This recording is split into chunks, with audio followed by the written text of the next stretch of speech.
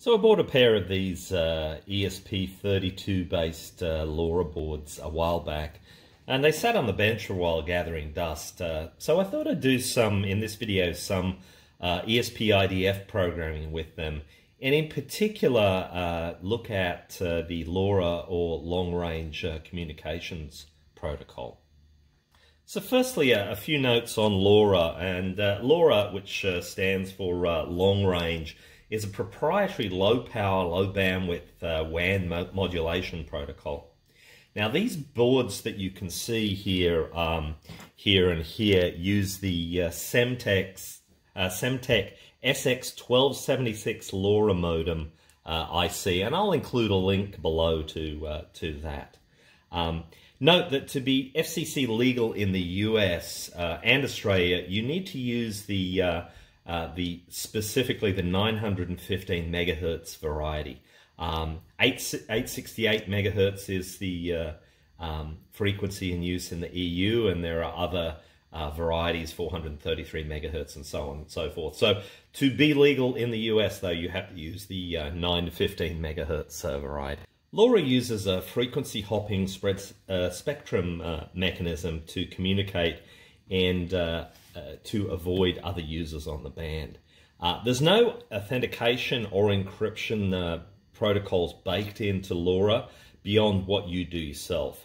And do note, this is distinct from, there is another technology called LoRa WAN, which is a WAN built on top of LoRa as the physical layer. And that networking protocol does have all the appropriate authentication encryption protocols in place.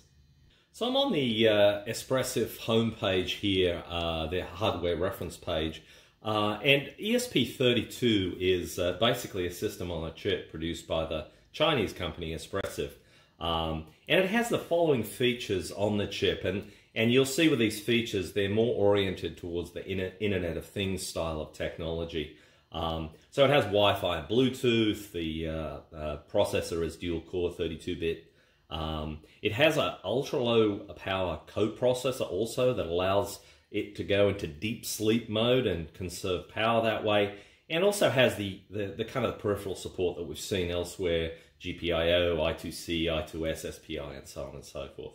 Now there is Arduino board support for this, and I'll include a link below to that. But I've been wanting to learn the ESP-IDF toolchain for some time. IDF stands for the Internet of Things Development Framework. And I thought I'd use this as an opportunity. So the code that you're about to see is ESP-IDF based.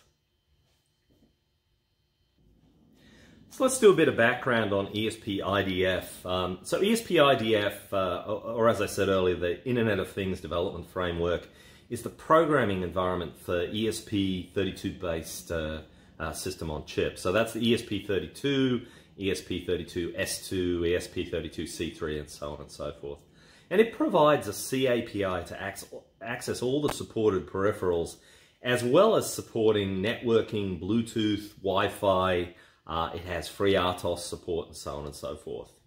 Now, the link below, I'll include a link below to the page you're looking at here, goes through how to install the ESP-IDF framework on both Windows, Mac, and Linux environment. What you're seeing here is a Linux environment. It is a bit of a chore to get it all set up on your machine. When I was setting it up, it took me some time because I basically had a version of Python pip that it didn't like. So if you follow the instructions, it is relatively straightforward, if a bit long-winded.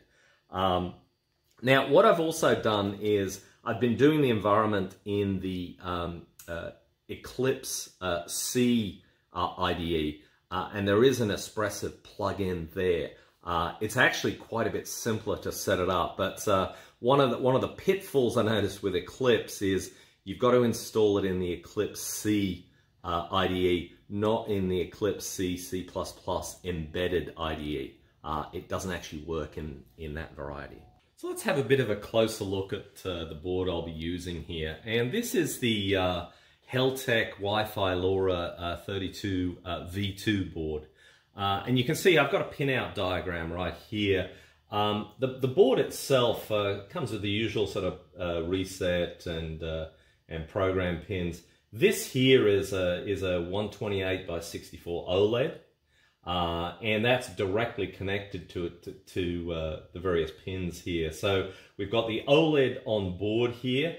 Underneath the OLED, and I'll show that a bit later, is the SX1276 IC itself, and then that basically goes out through this IPEX antenna port here, and then you can you can hook up your 915 megahertz or 433 megahertz, whatever antenna you want there.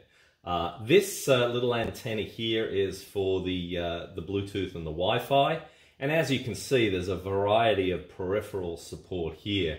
Now, one of the beauties of the ESP32 framework is you can basically attach any peripheral to any GPIO. So it's not like the ARM-based processors where you are fixed. For instance, with I2C, you have to use a certain set of pins to do that. With a ESP32, you can basically attach any of the peripherals to any of the pins. Let's take a look at the board I've actually got here, and you can see there's the OLED right there, the 128 by 64 OLED. Here's the IPEX connection, and that goes out to a simple rubber duck style antenna. And then this is the USB port here through which you do programming, and it's also the serial interface here. It's got a single onboard LED, and you can see that it's actually flashing every time I'm transmitting a LoRa message here. So pretty straightforward board. Again, I'll include a link to the vendor site on Amazon for these. I believe they were about $22 a board, something around that. Not a bad price, a little bit expensive, and that's primarily the LoRa itself is what's adding to the expense there. So let's talk a little bit about what I'm doing with LoRa here, and then we can dive into the details of the implementation itself. So basically I've got two boards set up here, and they're not connected really electrically in any way. And the board on the left is periodically sending a message through the LoRa protocol, goes out through the antenna here, and then is received by the other board through this antenna, and I'm displaying here the message that was sent out. That's the text at the top, and then this is the received signal strength indicator of the message itself. Now we'll get into the LoRa protocol itself in a bit more detail, but the big advantage of the LoRa protocol is it's very sensitive. It's able to send messages at a relatively long distance. So we're talking, from 1 to 3 kilometers really. So it's not long distance, but it's long distance enough where you can set up a remote sensor and interrogate that remote sensor. Okay, so as I mentioned earlier, these boards do have full Arduino support, and included in that support for the LoRa module and OLED. However, I did want to learn the ESP-IDF framework, and I thought this would be a good opportunity to do so. So what you're looking at here is the Eclipse CC++ IDE with the Espressif IDF environment installed. And just a quick note, I was unable to get this working with the embedded C Eclipse IDE. So not sure what the problem was, but basically part of the requirement is you have to have this kind of launch menu up here, and I wasn't able to get that appearing in the embedded version of Eclipse. So in order to get the Espressif plugin installed, it's the usual mechanism. You go to Help, Install New Software, and I'll include a link below, but this link here is the link for the Espressif IDF plugin itself. So you just go there, you download all the components, and you're off to the races. It'll restart Eclipse and so on and so forth. Now, when you restart Eclipse, you'll notice these ESP-specific menus appear underneath Help. So we got some documentation here we've got an option to download and configure the ESP-IDF. So let's just click on that and check that out. And you've got an option there. You can either choose an existing ESP-IDF directory. So this is all the tools that you need, or you can actually download it from Espressif itself. And then you've got a variety of versions that you can pick from there. And then the final option there is the ESP-IDF Tools Manager. And you've got two options, either to install the tools or to list the installed tools. So this is the listing of the installed tools you get out of that. So this is basically the cross compiler, the debugger, the Flash utility, which is also known as ESP tool. It's a Python program that does that. Speaking of debugging, if you do wish to debug these little boards, unless you're using one of the dev kit boards that has the dual USB ports on it, you do need an external piece of hardware like this ESP-Prog board here. So there's basically a JTAG link out here that goes to your board, and you plug one USB into this board and the other, and a second USB into the actual board itself, and then you can debug using OpenOCD. I won't do a demo of that in this video. That's kind of a whole separate topic. But anyway, if you want to do debugging, it's not like ST-Link where it's got inbuilt debug support. You do have to buy a separate piece of hardware. So back to Eclipse, and once you install the Espressif IDF, you will also get some two new options in File New. One for creating a new IDF project, another one for creating an IDF component. And this is one of the great parts of this. So if you click on that, you get the usual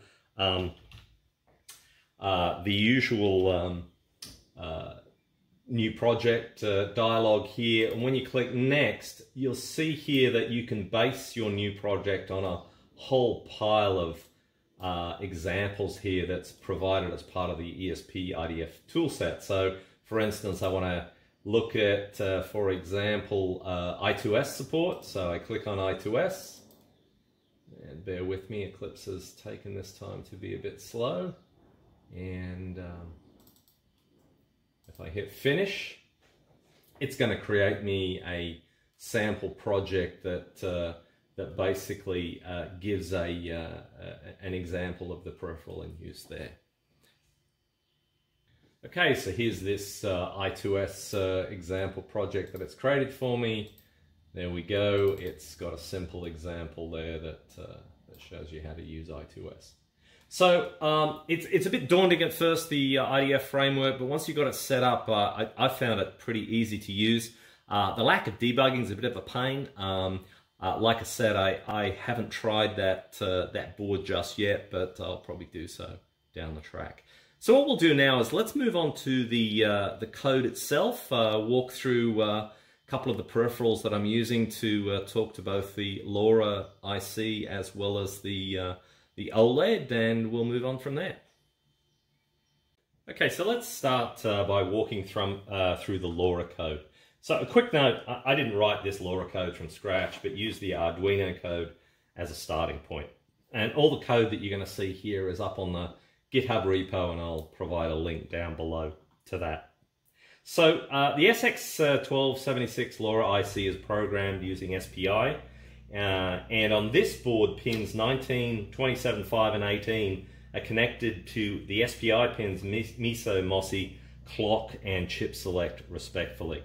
There is also an additional reset pin on the SX1276, which you need to bring low then high on startup, and the code for that's right here.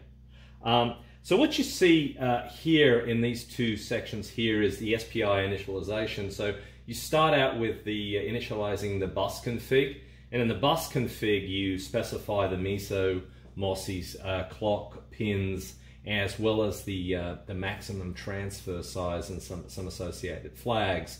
And then you specify the device config. And in the device config, you're specifying the kind of the address size that you want, the clock speed on the line, whether it's full or half duplex, and so on and so forth, as well as the chip select pin.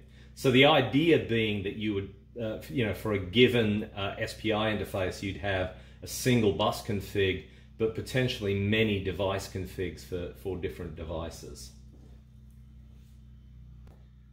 So there's two primary interface functions that I've got here to write and read data from the SX1276.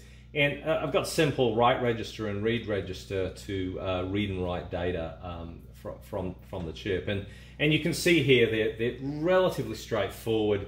I mean, basically for each SPI transaction, you create one of these SPI transaction instances. This is required in C++. If you don't memset it all to 0, it'll end up with garbage in the structure, which will cause a lot of problems. It took me a while to realize that when I was translating this from C to C++. So basically you memset it all to 0, you fill in on a write register, you fill in the register value that you want to send out there, and then you copy into the TX data part of the transaction struct the data that you want to send. Now each of these registers, the register and the data are both single bytes, so it's relatively straightforward there. And then there's this simple call, SPI device polling transmit, which is a blocking call, and on the return the value of this register is poked into data right here.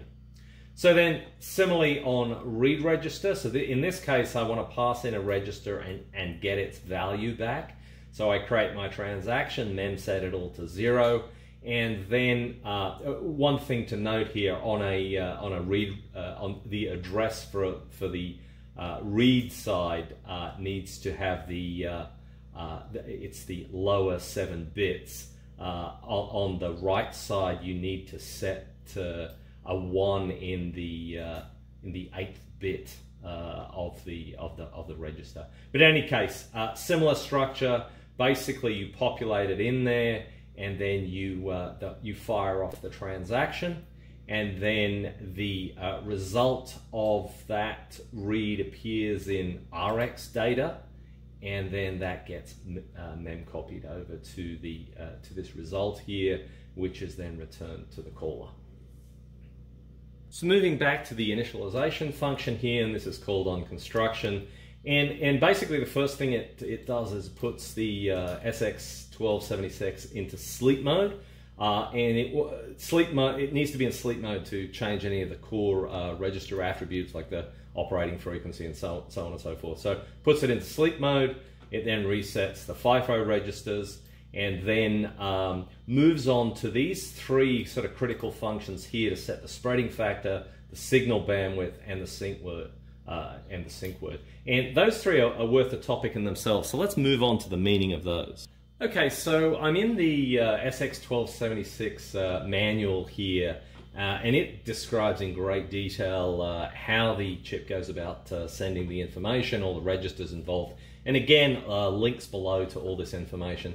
So let's cover spreading factor first. And basically the spreading factor, the higher the spreading factor, the greater number of these so-called chips that is used to represent the information. So the higher the spreading factor, the more sensitive the resulting message can be. So you can see down here below, I'm using a spreading factor of 12, which means 4K of chips is used to represent each symbol. So that results in more reliable message transmission, but at the cost of the message transmission itself being slower. And there's an important note below here that the spreading factor needs to be shared between the transmitter and the receiver. So you can't have a different spreading factor on the transmitter to that which you have on the receiver. And so let's just move down to signal bandwidth. So signal bandwidth, and this shows the sort of the variables, the variable bandwidths that you can use here. I'm actually using 125 kilohertz signal bandwidth for this example. But basically, if you want the message to go faster, then you increase the signal bandwidth.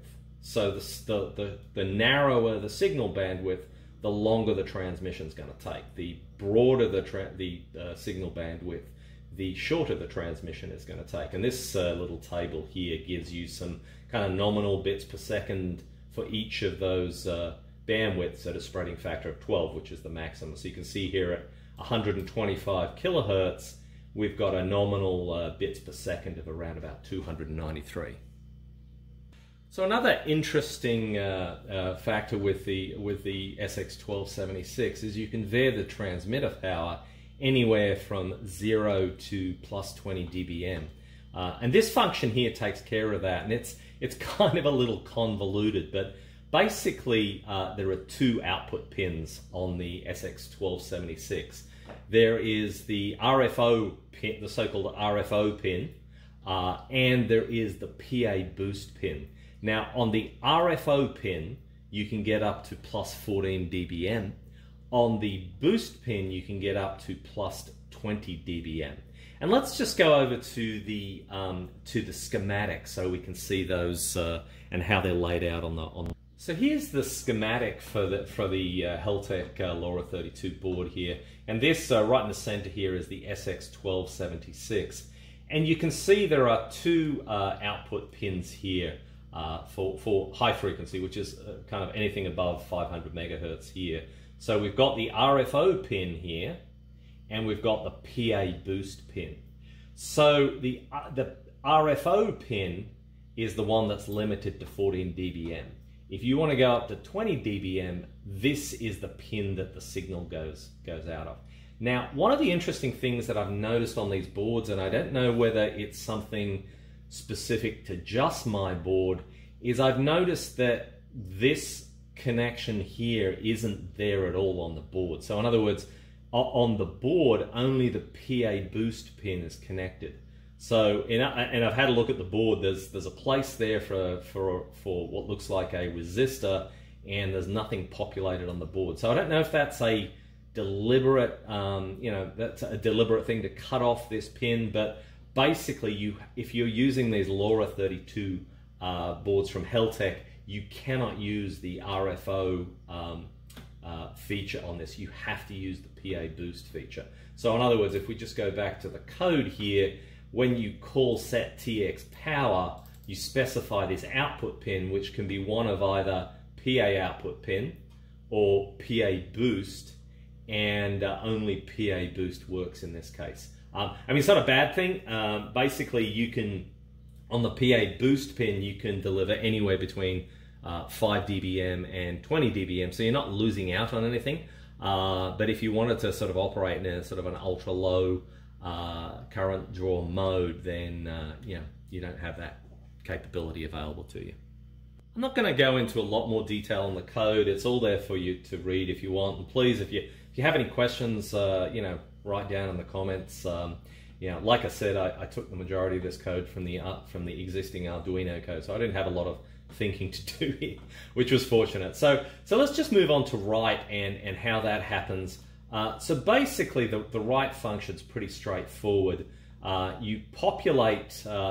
You first determine the current length of your message, and with these LoRa boards, you are limited to 255 bytes in any one message that you send out there. So basically, assuming you've limited your buffer to less than 256 bytes, you basically cycle through the buffer, writing to the Reg FIFO register the contents of the buffer at that location. So you don't have to keep track of where it's up to. You'll just bang away here in write register. That fills up the buffer. Now you do have to bracket this write with a begin packet and end packet, which kind of sets up the write itself. And begin packet, there's kind of two modes here. There's an implicit header mode and an explicit header mode, kind of almost back to front, but I'm using explicit header mode here, which basically means that the length of the message can vary from message to message. Implicit header mode kind of fixes the message length to a given value, and that given value can be anything, but I'm using explicit header mode here. And then end packet, so the calling sequence is it calls begin packet, which sets the header mode. You then iterate through filling out the FIFO buffer, and then finally you call end packet, which actually does the writing. So nothing gets written out of the LoRa until you call end packet. And on end packet, basically what it's doing here is it's turning the transmitter on, and then it waits for this IRQ to come back that indicates the transmission done, and then it resets that IRQ there. So transmission's pretty straightforward. Let's move on to receiving now.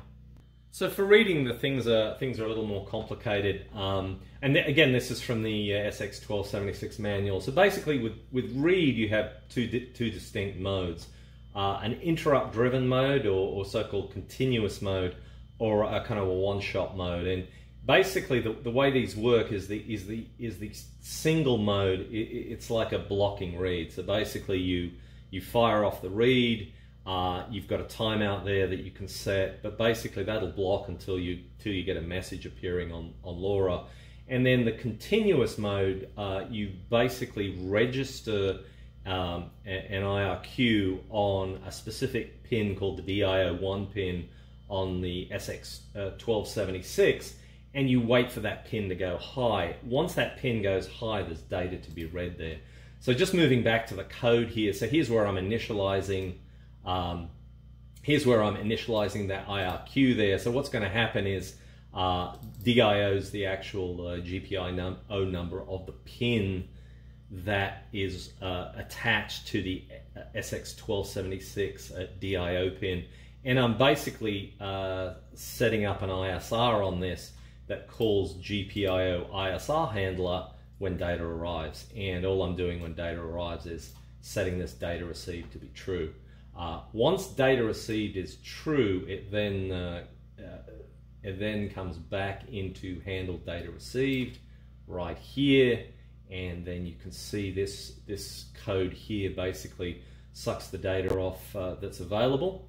It checks to make sure that there's no error in the payload, and then it basically updates this char style message with the value in the payload. So I've also got the blocking read code in here too, and that's this parse packet call here. And again, it's got some implicit and explicit header stuff here. So if you pass in a size, it assumes that you're using implicit headers. So basically that's where you know the size of the incoming packet. So in other words, you've organized between the transmitter and the receiver to transmit the same packets, same message size over and over again. It's a little bit more, it conserves bandwidth use a little better.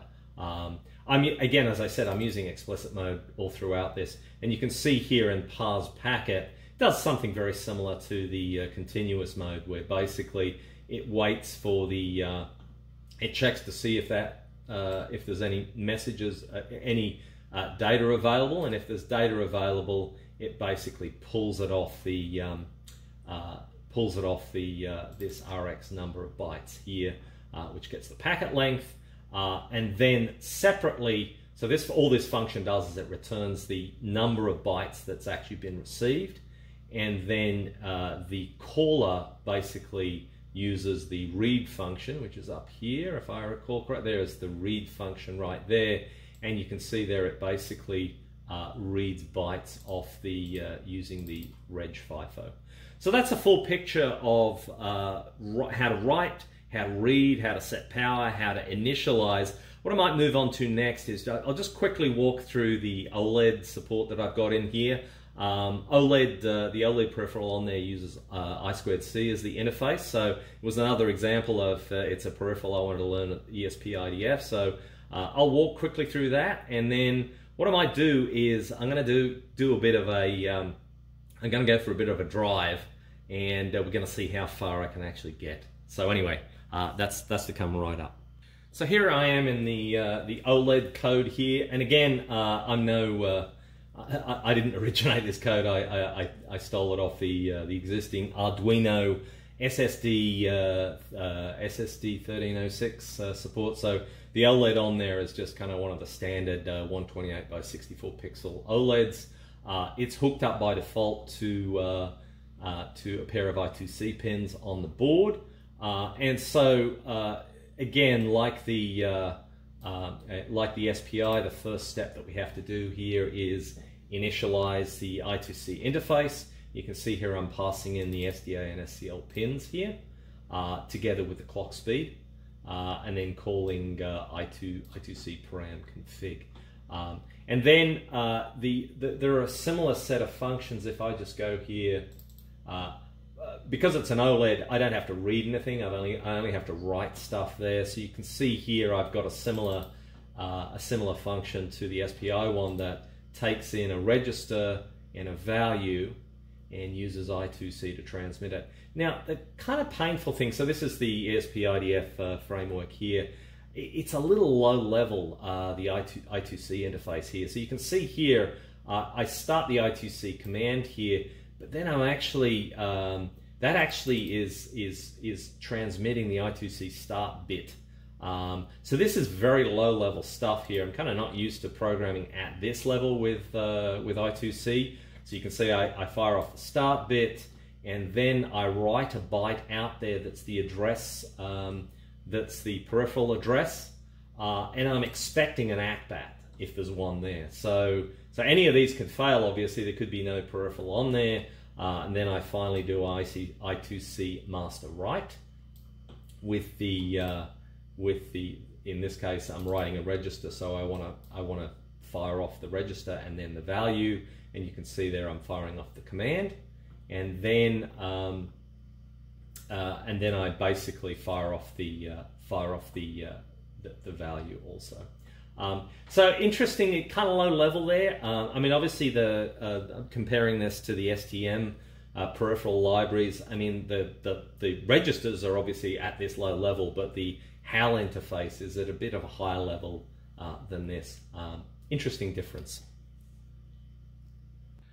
Finally, before we leave the OLED here, I won't go into a great detail on how you initialize the OLED, because that's all that's all in the Arduino libraries, and there was nothing much original there. But just embarrassingly, I scratched my head. This was when I first developed this. It was crashing constantly. I thought, and I knew I've got some kind of pointer arithmetic wrong somewhere. And this has been how long it has been since I've been doing some heavy C programming. I originally had the old problem where you do a malloc with just the size of the string instead of adding a byte for the 0 at the end. So that's kind of embarrassing. I thought I'd share my embarrassment with you. It's something string length +1. That's the old thing, right? But I'd forgotten it over the years. I've been doing Java too long now.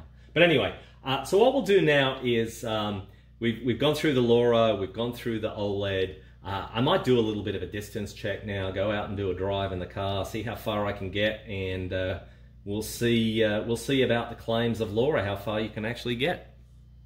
Okay, so we're in the car here. Here's the test setup. I've got it actually at 20 dBm at the moment, and unfortunately that's upside down, but you can see it's around -65. So let's see how far we can go here while still receiving a message.